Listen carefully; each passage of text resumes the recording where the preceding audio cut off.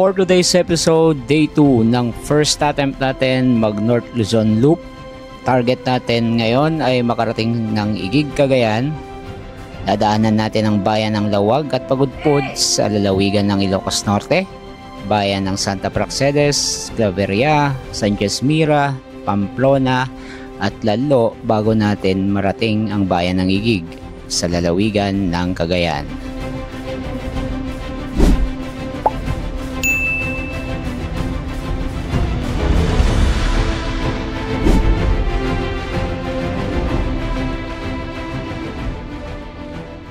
Tuloy na tayong norte. Salamat kay Madam Rachel dito sa Mojica Residencial Hotel. Tuloy na kami, Madam. Next time ulit. Salamat po.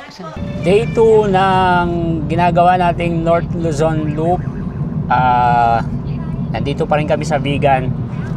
At papunta na kaming Ilocos Norte. First destination ay Poway Church. Pag may magandang mga lugar kami nakita, syempre ipapakita din namin sa inyo para parang kasama na rin kayo sa biyahe namin. Saktong alas 10 ng umaga, narating natin ang arko ng Ilocos Norte. So nagpaalam tayo dun sa dalawang pulis kung pwede mag-drone, kaya lang hindi raw pwede. Nandito na tayo sa boundary ng Ilocos Norte at Ilocos. So ito yung welcome arc nila, Ilocos Norte. Pasok na tayo officially sa Ilocos Norte. Tuloy na tayo. Tapos tayo sa oras next time. Pwede naman pala daw mag-drone doon, kaya lang kukuha ka pa ng permit sa munisipyo. Wala tayong oras. Pero sa susunod ay alam na natin, diba? Sunod na ikot natin ito. Tapos din kasi sa oras, pasok pa ako mamaya. Very nice ang lugar, diba? Parang kasama na rin kayo sa biyahe niyan. Ganda dito. Okay, Badok.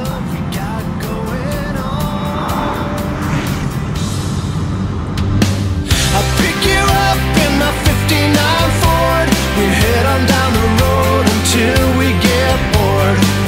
Just you and me and the sun and the wind. If the rain should stop falling, we'll head on home again. Welcome Poway, Ilocos Norte. Ayan, nasa Poway na tayo. Ito yung Poway Church. Tinagal-tagal ng panahon, ngayon lang tayo nakarating dito. Napakaganda ng simbahan na to. Ayan yung bell tower nyo. Okay.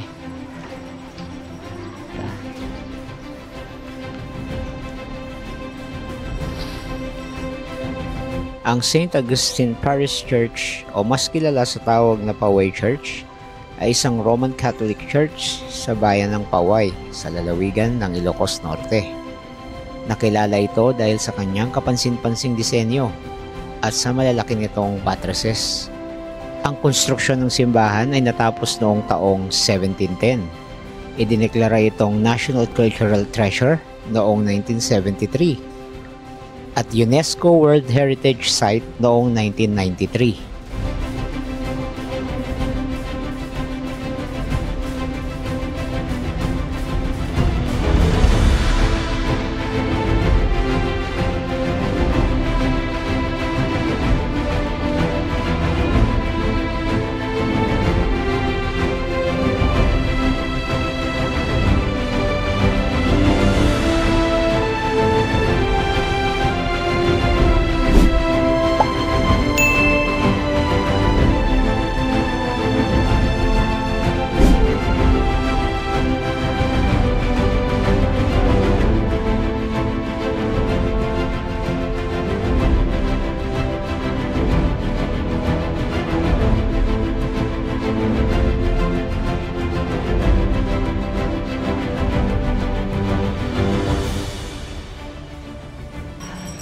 Laki ng bell tower niya. Diyos ko. Ganda-ganda. Having dreams in a dream, I wonder why I carried on with the things was that made you lose your mind? There's no way I can undo what I've done. Can we be strangers again? Start fresh like a morning. What's so bad about that? So why won't you follow? Why won't you follow me home? I know I can't make you mine. Yes, I ran out of town. There's no hope for me. I fell down the bottom. Tuloy na naman tayo sa biyahe. Punta tayo ng Bangi Windmills. Paalam muna, Paway. We'll be back, promise. I'll pick you up in my 59 Ford. We head on down the road until we get bored.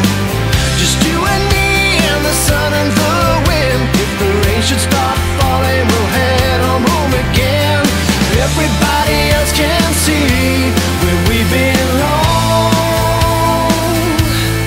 Oh, ain't no ordinary love we got going on. At the end. Nasa Bangi na tayo. Lapit na tayo dun sa entrance ng Windmills. Bangi Windmills. So yun. Bawal magpalipad ng drone din dito sa Bangi Windmills. Pero yan sila. Bawal din pumasok kasi under maintenance daw yung iba. So dito na lang muna tayo. Igalang ang restriction. Huwag magpilit. So, hindi pa naman ito yung last time. Marami pang next time. Next destination na tayo. Pagudpud. Tingnan natin yung Patapat. Patapat Bridge. Ayan na, nasa Pagudpud na tayo. O, diba? Mamaya Patapat na yan. Patapat Bridge. Ayan na, nasa Patapat Bridge na tayo. Welcome, Patapat Viaduct.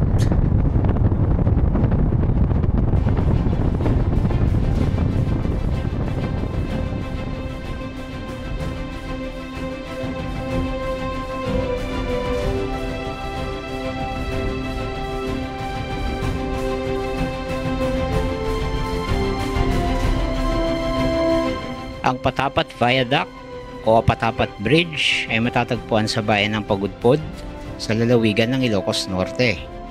Ito ang nagdurugtong sa Maharlika Highway at MacArthur Highway mula Ilocos Region hanggang Cagayan Valley. Natapos ang konstruksyon ng tulay at binuksan sa publiko noong October 1986. Meron itong habang 1.3 kilometers at elevation na 31 meters above sea level. Ang Patapat Bridge ay ang pang-apat sa listahan ng pinakamahahabang tulay sa Pilipinas.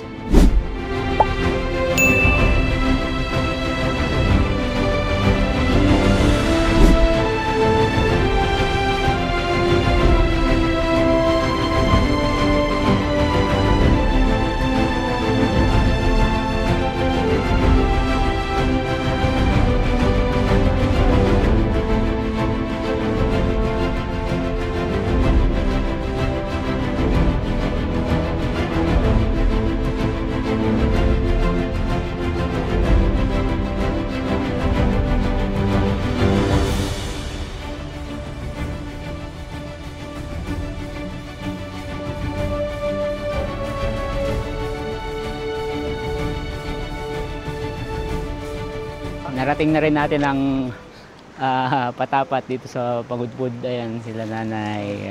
Anak ko. Terno pa kami damit ng anak ko. Terno din kami ng misis ko. Wow! Ang ganda talaga. Akit ka. Hindi ka yan malalaglag. Hindi ka malalaglag dyan. Ayan, takot masyado eh. Hello! Hi, hi! Tayo. Diyan ka, tigit ka dyan. Yeah. Tingin kayo dito. Yeah. Ganda dito. Pasyalan nyo tong Patapat, ang Pagudpud. Di man namin nalapitan yung windmills. Ang ganda naman ito. Pagod na rin yan si Carmen. Kailangan ng makarating kami at makapagpahinga na. Yeah, Brel. Yeah. Nakabila naman. Ayan, malayo pa naman yung sasakyan. Wow! Dito kayo sa gitna mamaya. Ay, sige, ayun na. Habang malayo pa. Sige. Habang malayo pa. Kaya pa yan. Liga dito. Sabi daw niya, gusto doon. Tingin tayo lahat doon. Samba. Ay, kayo muna. Oh. Hello. Dito sa akin daw, teka lang. Ayan, may kotse na ha. Tabi mo na, mamaya na lang. Huwag mo kasi hawakan na. Ayun, tingin ka na doon. Tingnan mo yung ibon, nandun. Yan. Sabi kayo, di ba kaya sila. sila na. Hindi ka na dito. Hintayin natin sila dito. Sarap dito.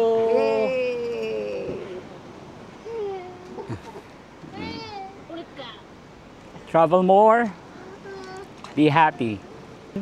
Tulak naman kami, papuntang Cagayan na. Oh, babay patapat muna. Let's go. I'll pick you up in my 59 Ford. We head on down the road until we get bored. Just you and me and the sun and the wind. If the rain should stop falling, we'll head on home again. Everybody else can see where we belong. Oh, ain't no ordinary love.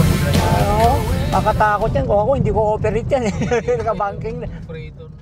Asa bayan na tayo ng Claveria, Cagayan.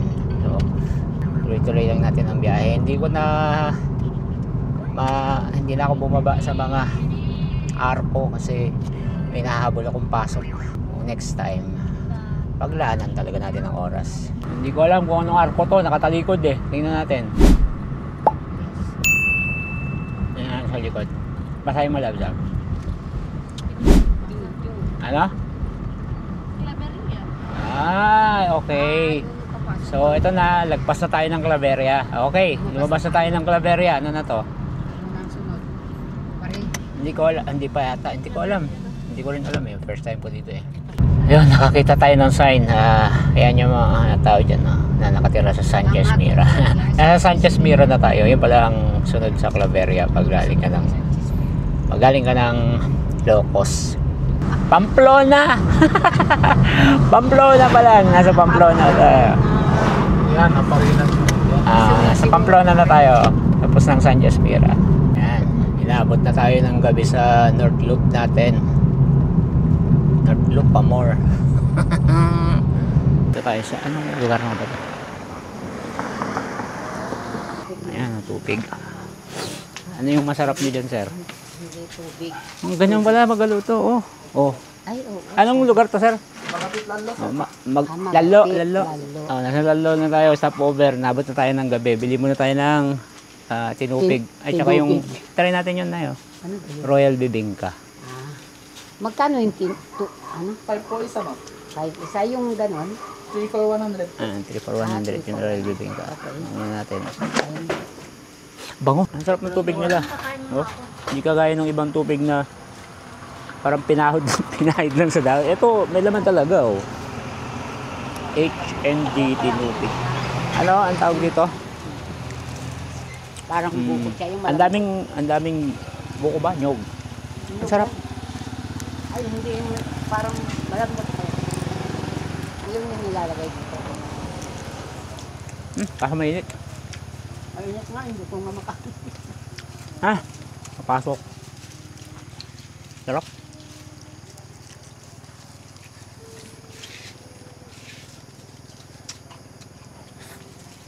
Ha? Nakargay mo muna si Gabriel. Pwede na dito. Hindi yan. Nakakakalagdag. HND tinubig. Rap. HND tinubig. Oh, salamat! Yan, nakarating na tayo sa Igig. Dito sa kung saan kami pinanganak.